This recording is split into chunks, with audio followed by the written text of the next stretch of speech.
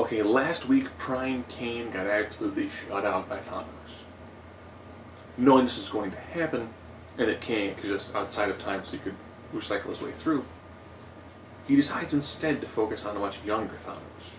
So now we're at Thanos roughly around the edge of the end of the storyline Thanos Rising, which dealt with his birth, his mother wanting to kill him not dying, him at first being kind of squeamish, him beginning to love dissection, as well as human dissection, living dissection. Up until the point where he has other extracurricular activities and sows his wild oats before he ends up amassing the Armada, which he then uses to essentially destroy Titan. So Kang is going to go for this time frame, knowing that if he were to defeat Thanos now, he would be the savior of Titan. And being the savior of the planet of Titan, he could therefore also in turn control the planet of Titan. And as always, I do these through essentially a 9-point criteria where it's intelligence, findability, strength, speed, durability, and vulnerability, energy rejection, versatility, and X factor. So we're getting into this. Intelligence. By this time, Thanos has gotten his way essentially through the schooling that he has on Titan. He does leave a bit on the earlier side because he's finding it somewhat dull.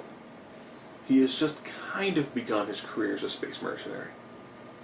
However, he also engages in a lot more extracurricular activities which should be draining the amount of energy he could put into studies to further his overall educational experiences, versus somebody who doesn't have those distractions. So intelligence, I want to give it to Kang at this point in time. Thanos is an intelligent individual, but he hasn't quite hit that part where he's going to spend, hundreds upon hundreds, if not thousands of years just going through the process of learning. Fighting ability. Kang is very good at hand-to-hand. He's had a tremendous amount of time actually experiencing and going through the actual simulations of combat. Thanos at this time, when he was a younger kid, he was more of the strike from behind, torture, kill sort of person, not really the straight one-on-one fighting. And as he's going through the process of becoming more of a space mercenary, he's just starting to become accustomed to fighting. But he's not really good at it. So finally, there's definitely going to go to Kang. Strength. While Kang is strong, he does not currently match what it ends up being for a member of the essentially for a Titan. Speed. This one is going to go to the fact that Kang does still have the ability to kind of travel within seconds. So he's going to have a lot more speed to work with. Durability. Again, you're looking at someone who has normal human healing versus the healing you have from someone from the planet Titan. So you definitely do have a much stronger level of healing. Vulnerability. You do have to worry that you are dealing with somebody who is a Titan. He hasn't quite hit this true level of having lots of force field, but he's still somebody who can take a lot more physical abuse than what you're currently going to see from Kang. Overall, straight energy projection. Man, this one here is Thanos. Thanos hasn't quite hit the level where he's got his fully developed mental powers yet, where he's got his cosmic abilities, but he's most definitely somebody who is incredibly dangerous when it comes to just straight, raw energy output. Versatility. Now also we're going back to Kang. The reason why now also we're going Kang when it comes to this scenario is now this is where Kang's gadgetry. This is where his centuries of building information and his centuries of building technology and all the different random gadgets, he brings them to the table. He now actually has a lot more skills to pull from than Thanos does. Thanos was being much younger in his career. So now I come down to that all-important X factor because they're tied up, it's 4-piece. At this point in time, I give the X factor definitely to Kang, which makes it 5-4. So Kang has a pretty good opportunity to potentially kill Thanos at this point in time in Thanos' life. Per storyline, Thanos has just found out that the woman that he's craved his entire life is actually death.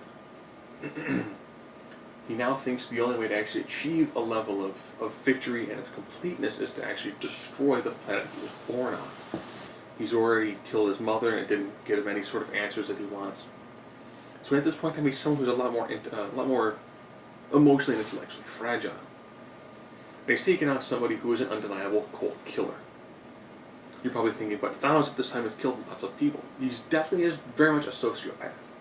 But he's taken out someone with a lot more intelligence who will have come from the future and will know what Thanos is fully capable of, it will very easily be able to use some of those and some of those pulls and some of those tricks and some of those triggers actually to put Thanos off his game. Because this is around the time when Thanos had issues taking on someone like Iron Man. You know, Thanos, when he initially appeared facing Iron Man, Iron Man and people like Iron Man, like Thing, were kind of difficult for him to overcome.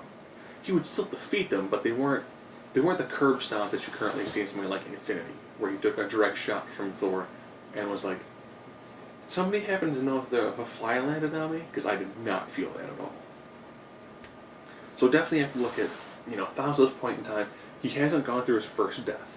After his first death, he comes back ridiculously stronger. He hasn't gone through anywhere near as much of the experience he's done upon himself to make himself that much stronger. He hasn't gone through the process of creating clones of himself to try to find out what direct proportion of what ideas can he use to enhance his own physical body. He also hasn't hit that point where he's hit that pure level of mastery to know the only way I can truly achieve the level of death is to do absolutely cosmic level destruction. He's not there yet. He's still way too narrow focused, with his focus being the destruction of Titan. So he's taking on somebody who's going to know everything that Thanos is capable of doing before Thanos knows it.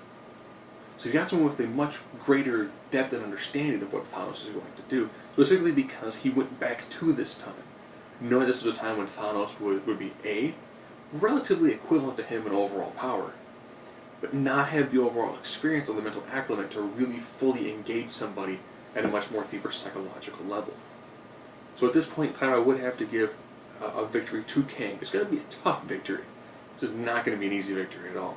But it's a victory that he can achieve against Thanos, given this point in time in his life.